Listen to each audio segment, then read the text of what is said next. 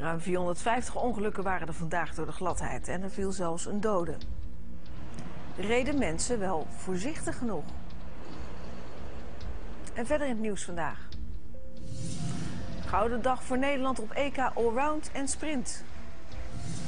En krimpgebied Groningen wordt een proeftuin voor supersnel internet.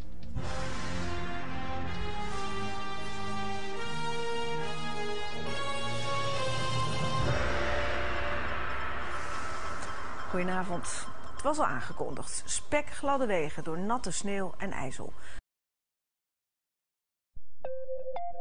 Het was glijden en glibberen vandaag op de weg. Er viel een dode en er waren ruim 450 ongelukken op de snelweg. Maar pasten mensen hun snelheid wel genoeg aan? Zometeen in het NOS-journaal.